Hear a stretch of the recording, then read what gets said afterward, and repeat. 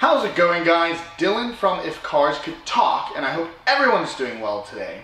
Now, believe it or not, this thing behind me is not a car-sized Power Rangers helmet. What this strange compilation of red angles is an Alfa Romeo Zagato RZ. And this thing proves that weird can be cool.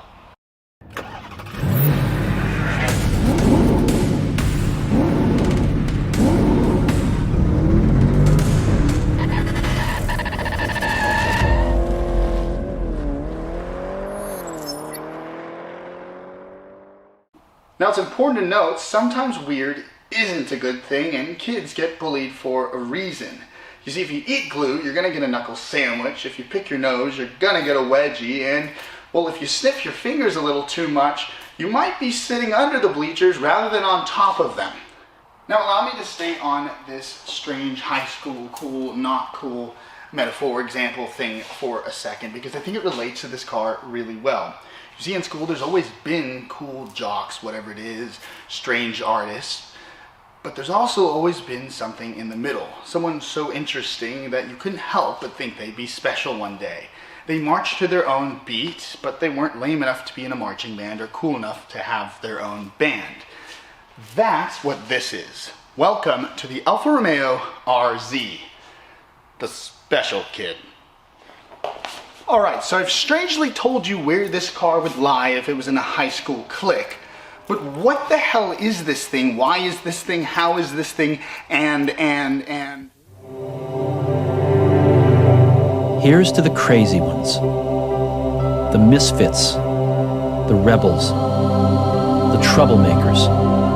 The round pegs in the square holes.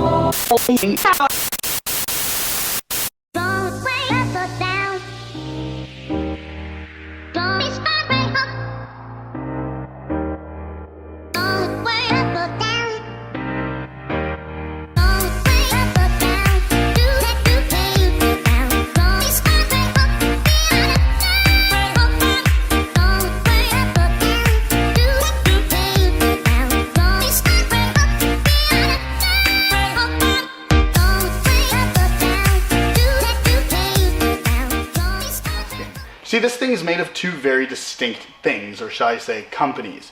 One of them is Zagato and one of them is Alfa Romeo, in no specific order. But you see, Zagato is a famous Italian design house known for making limited runs of, well, exotic cars by chopping up expensive Aston Martins or Ferraris and giving their design a little oomph. Now, Alfa Romeo, on the other hand, is also known for making really pretty designs, but they might as well be a design house too, because they make some really unreliable cars. So on one hand, you have Zagato making ridiculous designs and Alfa Romeo making pretty ones. Who do you think won this challenge? Now yes, this thing ain't pretty, but it is definitely striking. That's the way I would put it, and that's kind of the Zagato way. As I said, they add a little oomph onto, well, already exotic cars. You can see the original shape, maybe the design, but things are maybe exaggerated. You have extra vents where you shouldn't, and other than that, the only real way some people identified is by a badge, but there are some call signs in the design language. Now, usually one of the biggest one is the double hump roof. Now, understand that doesn't quite look so good right now because I'm looking at the convertible version, which doesn't have a roof, but I promise you can tell that way. But otherwise, with Zagato, it's kind of just a feeling, not to be corny, you just look at it and know. Since we have been talking about design, let's talk about design. Now, the side profile makes it kind of look like a doorstop. The headlights look like strobe lights taken off of a guy's overly modified Jeep Wrangler. The taillights, shall I say, actually have never been more relevant, with the likes of Lincoln, Porsche, and every other company on the face of the planet going back to the center strip light. Oh, and I can't forget the lines. The lines on the car literally look like the designer went, no, this area's a little plain, but what there should be there, and maybe one there and there and there. Now, it seems like I've been talking badly of its design, but I actually love it. It's just so weird in the coolest way possible. Now, it is a little weird in a weird way too.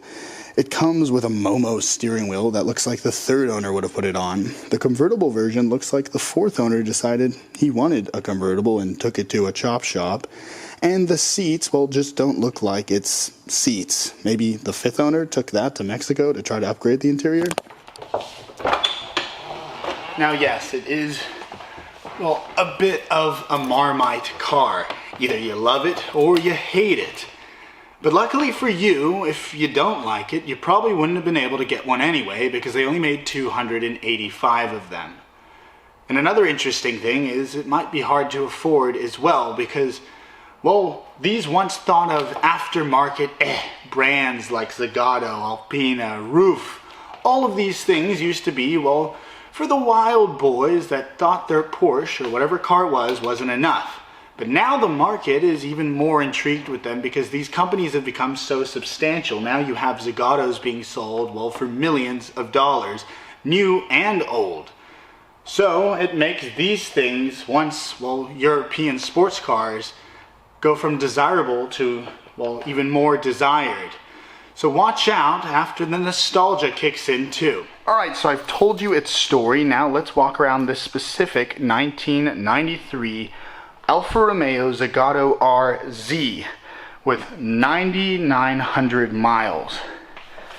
This thing obviously is in the classic red Alfa Romeo spec, black interior, all leather. It's in really great shape, and I kind of just want to give you my notes as I walk around it. I'm no expert, but it's obviously very limited production. Being a Zagato, they usually make limited cars, 285 of them as I said. Now you have a lot of the Zagato design to it. You have the classic Z that tells you, like I said before, and then just lines galore everywhere. It's just a wild looking car. Then you have, well, the Alfa Romeo original kind of triangle front vent, but exaggerated. These multiple kind of fog style lights in a row, really funky. Then you have, as I said, kind of a strange afterthought type of roof function here. The coupe is a little crazier with the roof. You see more lines, angles like that. And then the center strip tail light, which is now kind of relevant today, funny enough. But obviously it's in a manual. I've been told it's a proper driver's car. And look how the handles are integrated too. It's kind of cool. I've been told it actually handles like this. The E30 M3 pulls over a G in the skid plate. And it actually has over 205 horsepower and it only weighs about 2,800 pounds. So it's a little go-kart, honestly. We'll try sit in it here. As I said, I don't fit very well. But kind of funny Fast and the Furious style dials here. It's like I'm about to hit the boost button. Manual, which I really like. The clutch, let's see how it feels if I fit my feet in there. You know, it's deep, not very hard. Yeah, it's interesting. Very leather seats, they're massive. They literally look so funky and funny sitting in here. Very low windshield. But other than that, it's a very interesting car, honestly, and you're not gonna find, oh God, you're not gonna find many like this at all.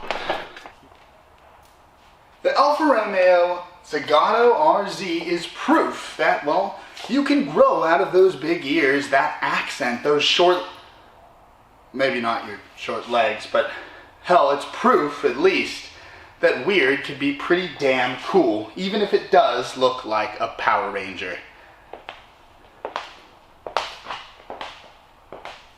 Alright, so that is the story of the Alfa Romeo Zagato RZ, a car so weird it's cool. And I just want to thank Symbolic International for giving me the opportunity again to film such an interesting car. This is just a taste of their inventory, so check them out in the link below. Guys, if you want to see me on more things, please go on Facebook, Instagram, Twitter, and of course YouTube. If you want to see the type of equipment I use, check the Amazon links below. Guys, if you liked the video, give it a like. If you want to see more of me, please do subscribe. Thank you so much for watching. Peace!